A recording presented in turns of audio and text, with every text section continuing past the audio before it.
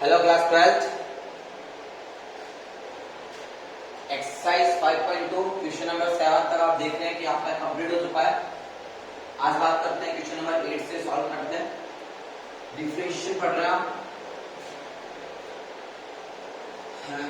ये जो एक्सरसाइज है ये पैरामेट्रिकल है, यानी कि यहाँ पे आपको क्या करना था, आपके पास x या y की डिफरेंट टर्म्स गिवन थी अलग अलग पैरामीटर्स में। वो t के रेस्पेक्ट में हो सकती थी, वो थीटा के रेस्पेक्ट में हो सकती है, या वो और किसी वेरिएबल के रेस्पेक्ट में भी हो सकती है। तो आप जिस पैरामीटर के रेस्पेक्ट में है उसी पैरामीटर के रेस्पेक्ट में इसका क्या करेंगे, डिफरेंशिएशन करेंगे। क्या करेंगे, उसी पैरामीटर के रेस्पेक्ट में इसका डिफरेंशिएशन करेंगे और इसे सॉल्व करेंगे। ठीक है, अगर t के रेस्पेक्ट में है तो t के रेस्पेक्ट में डिफरेंशिएशन करेंगे, अगर थीटा के रेस्पेक्ट में थी तो थीटा के रेस्पेक्ट में डिफरेंशिएशन करेंगे, जिससे आपके पास dy बाई डी थीटा या dt और dx बाई डी थीटा या dt मिलेगा।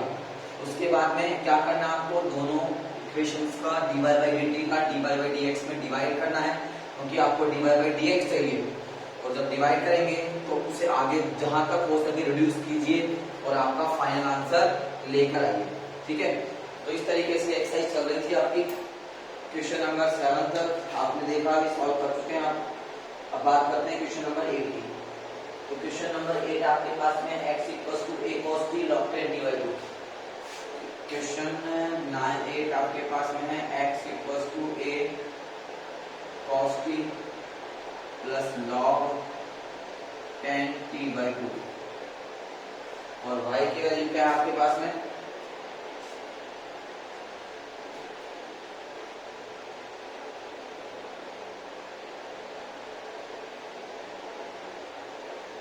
a sin t। क्या आपके पास में a sin t है।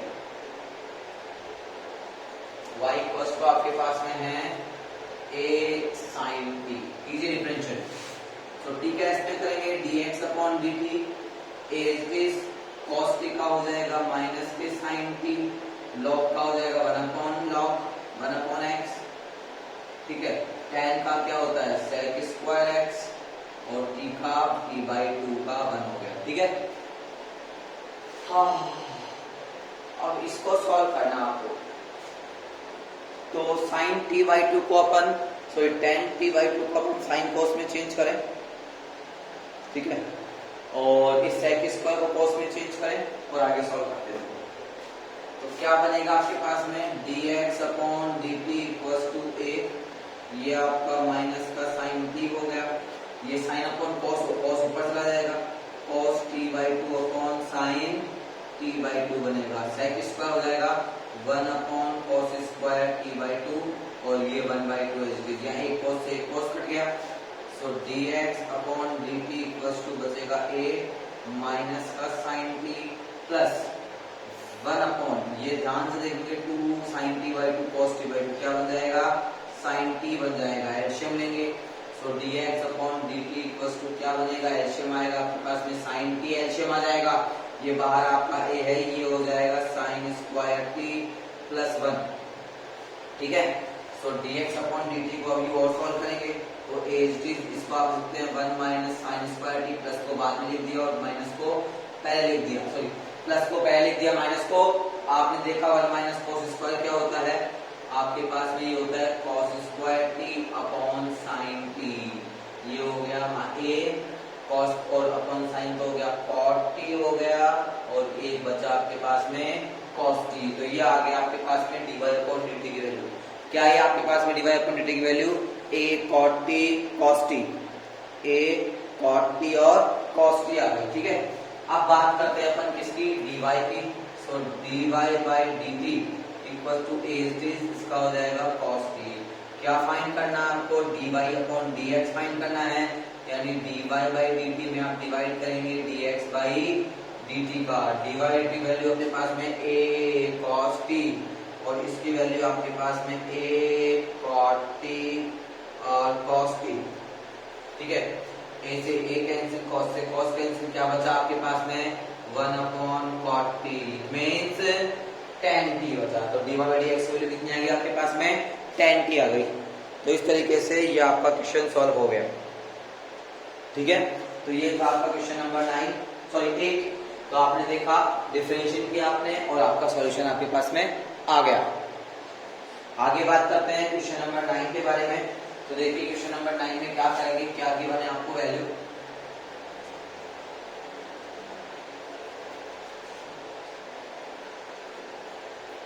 देखिए क्वेश्चन नंबर 9 है आपका x equals to a sec t y equals to b tan t।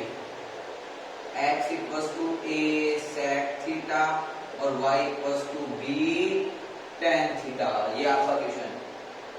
ठीक है, करिए इसका dx upon d theta sec का क्या होगा, sec थीटा tan थीटा। इसका dy y upon d theta इसका हो जाएगा sec स्क्वायर थीटा। ठीक है, तो आपने देखा, डिफरेंशिएट कर दिया आपने। अब आपको dy by dx फाइंड करना है, पढ़ लीजिए। So dy upon dx equals to dy upon d theta upon dx upon d theta. इसकी वैल्यू है b sec स्क्वायर थीटा, इसकी वैल्यू है a sec थीटा और tan थीटा। एक से कैंसिल हो गया, क्या बचा, b अपॉन a बचा। ठीक है, sec का फॉर्मूला लगाते हैं अपन, क्या होगा sec का फॉर्मूला 1 अपॉन cos थीटा और इसका होगा sin upon cos theta. cos से cos cancel, b upon a, क्या बचा 1 अपॉन sin थीटा। क्या बन जाएगा आपके पास 1 upon sin theta cosec theta. तो इस तरीके से ये आपका क्वेश्चन नंबर 9 सॉल्व हो गया। आपका पास आंसर आया b upon a cosec theta.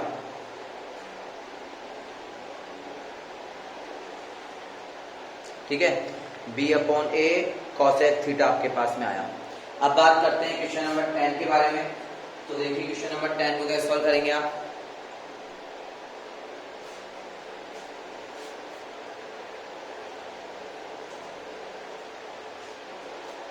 Question number 10 आपके पास में a cos theta plus theta sin theta, a cos theta plus theta sin theta और y की वैल्यू क्या है आपके पास में, a sin theta theta cos theta, a sin theta minus theta cos theta. ठीक है, ठीक है, तो देखिए dx upon d theta as is cos का हो गया माइनस के sin थीटा प्लस यहाँ पे लगा u इंटू v।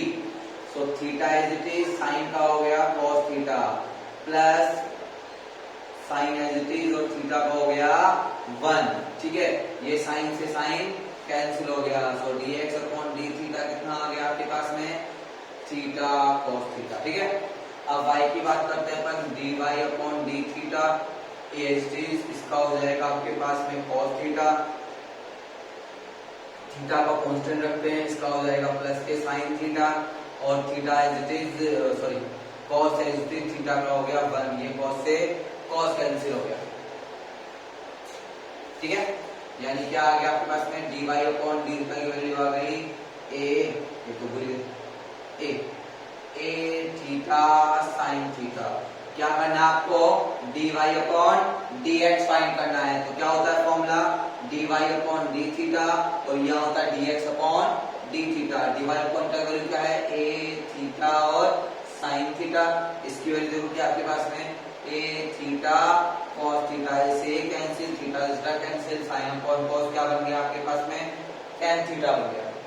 तो इस तरीके से ये क्वेश्चन नंबर 10 आपका सॉल्व हो गया। इजी है, इतने को टिपिकल क्वेश्चंस नहीं है आपके पास में।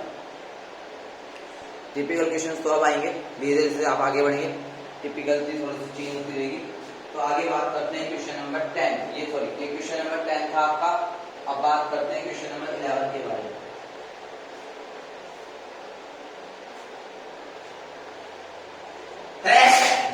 सॉरी,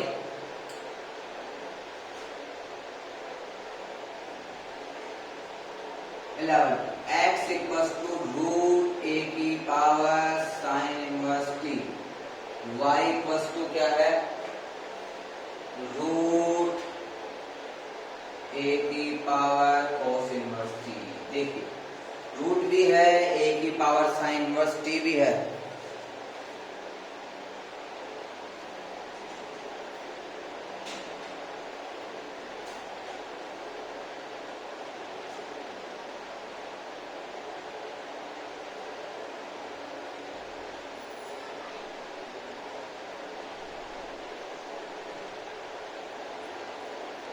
देखिए कैसे सॉल्व करेंगे आप, पहले इसको इजी बनाते हैं। x इक्वल्स टू ये क्या लिखेंगे, a की पावर साइन इनवर्स t का क्या लिख सकते हैं 1/2 रूट को, और यहाँ लिखेंगे y इक्वल्स टू a की पावर cos इनवर्स t का 1/2। a की नंबर्स की दो पावर है, दोनों मल्टीप्लाई हो जाएंगे, यानी a की पावर हो जाएगा कितना 1/2 साइन इनवर्स t, और यहाँ पे हो जाएगा y इक्वल्स टू a की पावर 1/2 cos इनवर्स t। अब करते हैं dx अपॉन dt। a की पावर x का होता है a की पावर x, क्या होता है a की पावर x का, a की पावर x log a, ठीक है। फिर साइन इनवर्स t का क्या होगा, साइन इनवर्स t का होगा आपके पास में 1/2 as it is 1 upon root 1 minus t square, ठीक है।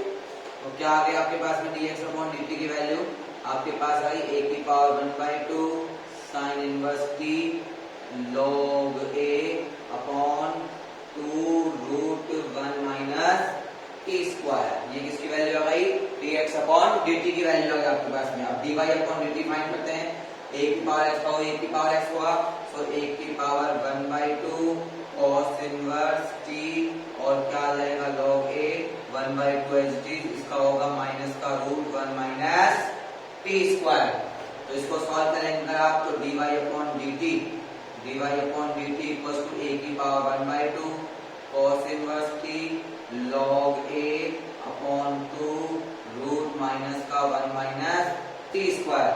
dx अपॉन dt आ गया, dy अपॉन dt आ गया। आपको फाइंड करना है dy बाई dx, कैसे करेंगे, dy बाई dt में डिवाइड करेंगे dx बाई dt का। इसकी वैल्यू आपके पास है माइनस a की पावर 1/2 माइनस a की पावर 1/2 cos इनवर्स t, और यहाँ है log a upon root 2 1 minus t square upon, इसकी वैल्यू है a की power 1/2 cos inverse t log a upon 2 root 1 minus t square. ये कट गया, ठीक है। अब जो बचा उसको आप राइट कर दीजिए, वही आपका आंसर है।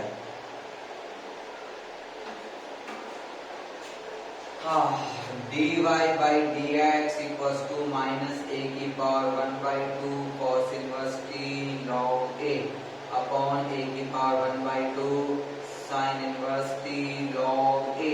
log a से log a की भी कैंसिल कर सकते हैं आप, क्या बचेगा माइनस a की power 1/2 cos inverse t upon a की power 1/2 sine inverse t।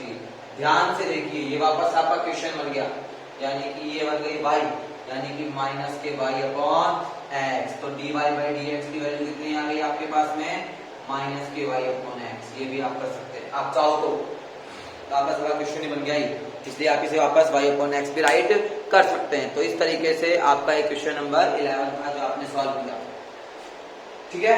12th class question number 11 के बाद बात करते हैं आगे क्वेश्चन नंबर 12 की। देखिए क्वेश्चन नंबर 12 में क्या करेंगे आप, तो क्वेश्चन नंबर 12 की अगर बात करते हैं अपन, तो क्वेश्चन नंबर 12 क्या है आपके पास में,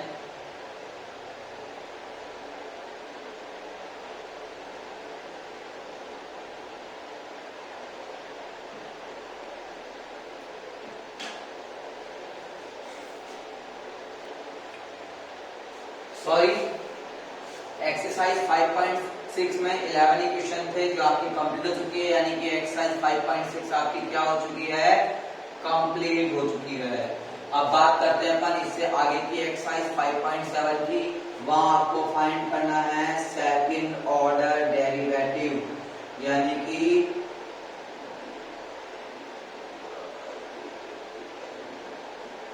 second order derivative. Second order derivative का मतलब आपके पास dy बाई dx आएगा, यानी एक बार आप डिफरेंशिएट करेंगे, अवकलन करेंगे, एक बार अवकलन करने के बाद जो आपके पास dy बाई dx आया उसका आपको वापस से डिफरेंशिएशन करना है। तो जब अपन dy बाई dx का वापस से डिफरेंशिएट करेंगे तो क्या बनेगा, वो d2y अपॉन dx स्क्वायर, या फिर आप इसे क्या लिखते हैं, मैंने कहा था इसको अपन y डैश भी लिखते हैं। तो y डैश का जब आप डिफरेंशिएट करेंगे वापस तो क्या बन जाएगा, y डबल डैश बन जाएगा। यानी कि आप पहले एक बार डिफरेंशिएशन करेंगे, आपके पास जो आंसर आएगा उसका आप वापस से डिफरेंशिएशन करेंगे, 2 बार डिफरेंशिएशन करेंगे, तब आपके पास क्या आएगा, सेकंड ऑर्डर डेरिवेटिव्स आपके पास में आएगा। तो इस तरीके से तो आइए स्टार्ट करते हैं अपन एक्सरसाइज 5.7। यहाँ पे आपको सेकंड ऑर्डर डेरिवेटिव यानी dy/dx को आपको फाइंड करना है। आप कैसे फाइंड करेंगे, फर्स्ट टाइम जो आंसर आ जाएगा उसका वापस डिफरेंशिएट कर दीजिए, आपके पास सेकंड ऑर्डर डेरिवेटिव आ जाएगा, कोई इसमें चेंजेस बड़ी बात है नहीं, ठीक है। बस एक बार जो आंसर आ गया उसका वापस से आपको डिफरेंशिएशन करना पड़ेगा। तो एक्सरसाइज 5.7 क्वेश्चन नंबर 1 क्या आपके पास में, क्वेश्चन नंबर 1 ये बोल रहा है कि आपको सेकंड ऑर्डर डेरिवेटिव फाइंड करना है, क्वेश्चन 1 से लेकर क्वेश्चन 10 तक के आपको डेरिवेटिव्स फाइंड करने हैं। फर्स्ट क्वेश्चन है y = x² + 3x + 2। क्या आपके पास क्वेश्चन y = x² + 3x + 2 कीजिए इसका डिफरेंशिएशन। तो y का dy/dx हो गया और d/dx इसका x² + 3x + 2 का करेंगे आप। तो y का dy/dx हो जाएगा, x² का 2x हो जाएगा और इसका 3x का 3, कांस्टेंट का 2 का होता है 0। ये आ गया फर्स्ट ऑर्डर डेरिवेटिव। इसका वापस से करेंगे तो d/dx dy/dx = d/dx इसका 2x + 3। तो इसका क्या बताया था, क्या होगा, d2y/dx²। 2x का 2 हो गया, ये कांस्टेंट इसका 0 हो गया। तो आपके पास इस क्वेश्चन का सेकंड ऑर्डर डेरिवेटिव का आंसर आया है 2। यानी कि आपने क्या देखा, ये क्वेश्चन का इसका फर्स्ट टाइम डिफरेंशिएशन किया, ये आंसर आया। जो फर्स्ट टाइम डिफरेंशिएशन एक बार आउटपुट करने पर जो आंसर आया उसका वापस से डिफरेंशिएशन कर दीजिए, वही फॉर्मूला आपका लगता रहेगा। 2 as it is, constant x का 1 होगा और कांस्टेंट 3 है तो कांस्टेंट 3 का 0 हो जाएगा। तो इस तरीके से आपकी एक्सरसाइज आपका फर्स्ट क्वेश्चन सॉल्व होगा, ठीक है। तो ये आपका एक्सरसाइज का फर्स्ट क्वेश्चन था, y = x² + 3x + 2। पहले फर्स्ट टाइम डिफरेंशिएशन किया, आपके पास आंसर है 2x + 3, फिर आपने वापस का सेकंड टाइम डिफरेंशिएशन किया, आपके पास आंसर आ गया 2x का 2 और कांस्टेंट 3 का 0 बन गया आपके पास में। ये था आपके पास में फर्स्ट क्वेश्चन। अब बात करते हैं अपन सेकंड क्वेश्चन की। तो वहां आपको क्या गिवन है, देखिए वहां आपको y की वैल्यू गिवन है x⁻20। कितना है, x⁻20 है। तो कीजिए डिफरेंशिएशन, y का तो dy/dx हो गया, इसका करेंगे आप d/dx x⁻20। सो इधर dy/dx हो गया, x⁻20 हो गया 20, x⁻19 हो गया। अब इसका वापस से करना है, तो d/dx dy/dx का करेंगे = d/dx 20 x⁻19 का करेंगे बेटा। तो इसका तो पता आपको d2y/dx² हो जाएगा, 20 एज इट इज 19x⁻18 बन जाएगा। ये इसको मल्टीप्लाई करेंगे तो 380 x⁻18, ये आ गया इसका सेकंड ऑर्डर डेरिवेटिव, ठीक है। x⁻20 का सेकंड ऑर्डर डेरिवेटिव क्या है आपके पास में, 380 x⁻18, ठीक है। आगे बात करते हैं अपन क्वेश्चन नंबर 3 की बात करें तो y = आपके पास में x cos x। आपको पता है यहाँ पे u * v लगाएंगे अपन, तो y का dy/dx हो गया, x as it is differentiate करेंगे अपन किसका, cos x का, plus cos x as it is differentiate करेंगे आप किसका, x का। तो ये dy/dx एज इट इज आ गया, यहाँ पे माइनस का x sin x हो गया, क्योंकि cos x का नेगेटिव sin x होता है। ये cos x as it is और x का कितना हो गया 1। ये बनी फर्स्ट इक्वेशन।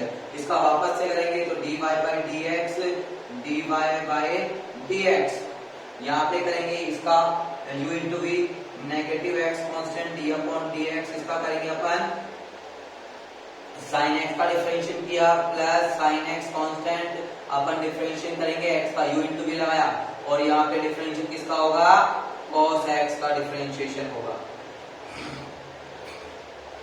तो ये हो गया आपके पास में d2y/dx², negative x cos x sin x का हो जाएगा cos x minus sin x as it is, और इसका कितना हो गया x का 1 और cos x का माइनस के sin x हो गया। सो d2y/dx² की वैल्यू कितनी आ गई, माइनस का x cos x और ये sin x और sin x ऐड होके कितना हो जाएगा 2 sin x, ठीक है। तो ये था आपका second order derivative x cos x का। यहाँ पे u * v अप्लाई किया आपने 2 बार, पहले फर्स्ट इक्वेशन में अप्लाई किया, उसके बाद में आपने सेकंड इक्वेशन में u इंटू वी अप्लाई किया।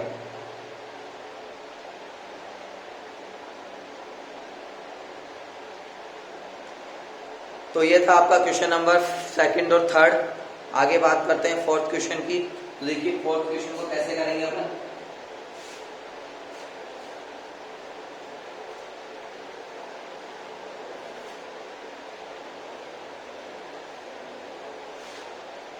फोर्थ क्वेश्चन है आपके पास में y equals to log x। Fourth question के आपके पास में y equals to log x, तो इसका dy बाई dx और यहाँ लिखेंगे आप d अपॉन dx इसका log x का। तो इसका तो dy बाई dx आ गया और log x का हो गया 1 अपॉन x। वापस से करेंगे d upon dx, dy by dx, इधर करेंगे d अपॉन dx और किसका 1 अपॉन x का।